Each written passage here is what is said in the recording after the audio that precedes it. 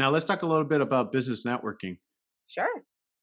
I It's love really, this subject. This is like, I know I'm pulling on all those strings for you. Now, business networking. What are the top three things that have helped you when it comes to business networking? top three things. First Mhm. one, hands down, is listening. Ooh, That is the first one that's really elevated my networking. And then the follow up and doing it, being a quick responder is the difference, right? Because everybody yeah. has their follow up strategy, but maybe there's too much time in between the point of entry and the Hmm. follow up. So being a very quick responder. And my third one would probably be staying in my lane, Mm, and that's it. Just understanding what I know and not playing on other people's grounds. And I think that's another thing that we get confused. We want to have everybody to be our clients and we want to network with every single person, but everybody is not my jam. right. And I'm okay with that. So I'm not gonna go and play with somebody who I know it's gonna be a fight the whole way. Which one So out of the three is your favorite? um probably the target, because I like the chase. So staying in my lane, but that's targeting. When you stay in your lane, Mm, you know exactly where you're going.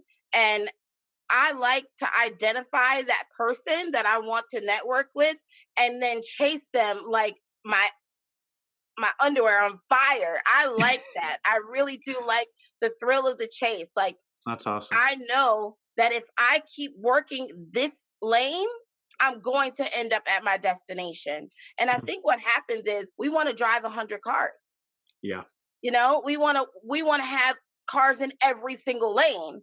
And what we're doing is we're creating a barrier for any passage. There's Mm, nothing happening there.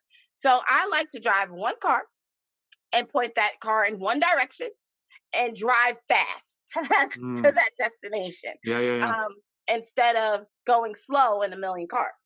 Mm. Now, how do you help individuals care when it comes to business networking?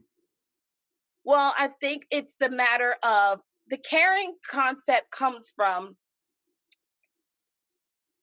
being in it and not outside of it. So I think when we get to the articulation part, we don't articulate what we want, Mm, which is not being in it because we're not really sharing with you, Jesus, what I want out of this conversation. mm, We're really only talking about what can I give to Jesus. You know, there's no mm, return ask there. It's all about what can I do to make you like me more. And I don't mm, want you to like me more. I want you to do something for me. So at the end of the day, that's right. one way. And then the other Smart. thing I've noticed is the deflection of conflict. Conflict is actually good. It's not bad. It's how you handle it that makes it bad. Conflict allows for new ideas.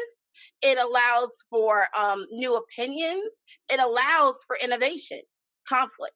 All of Yeah. that comes from conflict, but it's how you respond to it that matters. And when you respond to conflict in a negative way, you get negative results. Hmm. So I help people learn how to respond to their conflicts in a positive way to create positive results so that we're not ending relationships over a little bit of disagreement. Right.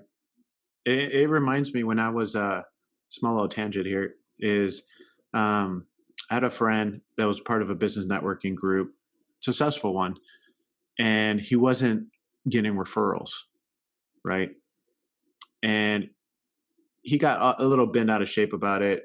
He's like, I don't know if I want to stay in this business networking group, right? One, it's easy to quit when things get difficult and things aren't going your way.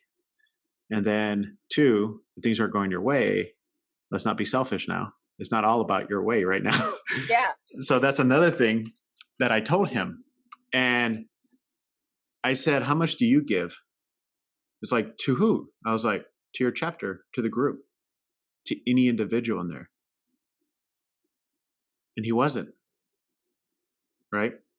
And I said, I think you have to change your mindset, but also your heart. Yeah. I think when Monday comes, you write down or you look at the roster, the members roster, and who can you give to this week on Monday Yeah. morning? Every Monday morning. And then you talked about target, right? Yeah. Path. Okay.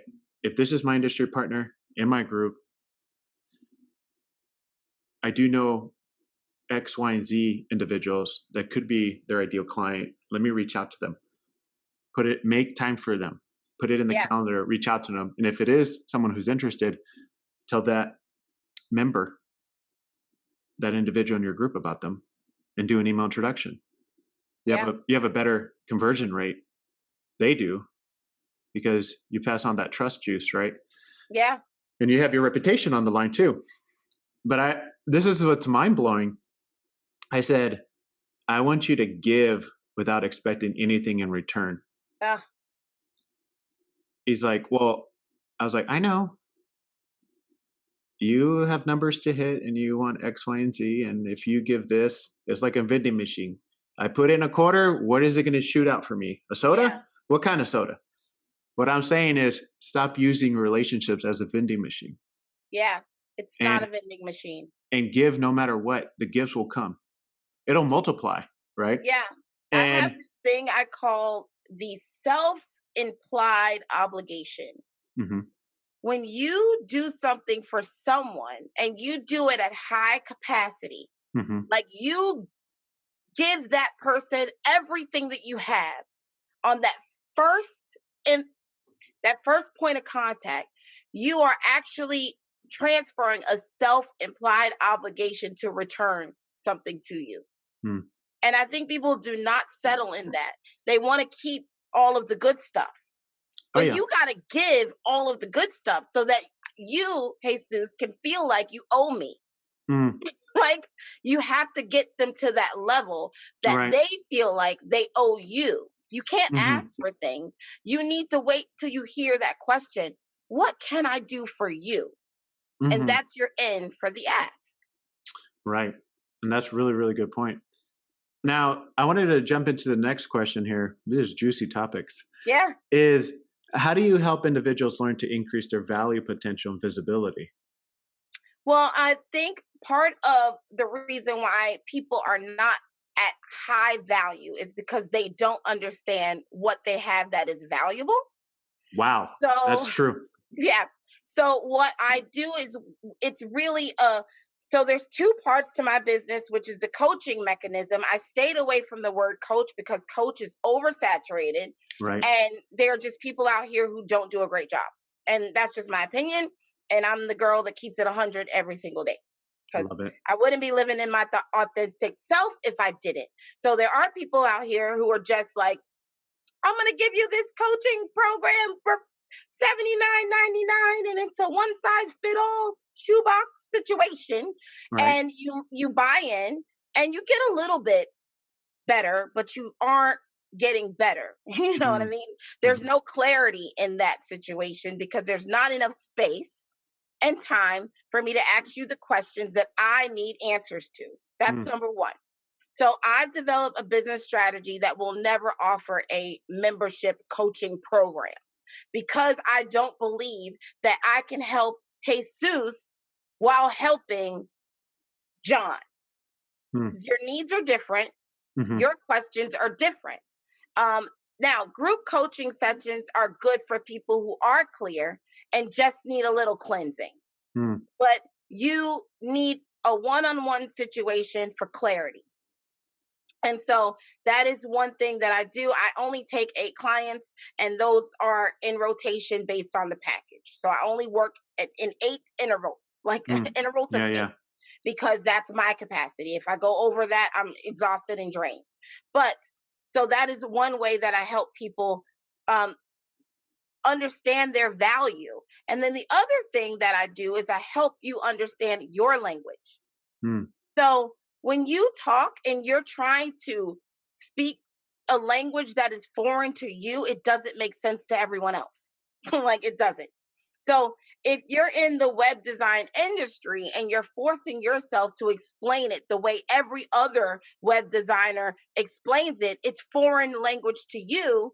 And Hmm. so it comes out foreign to me.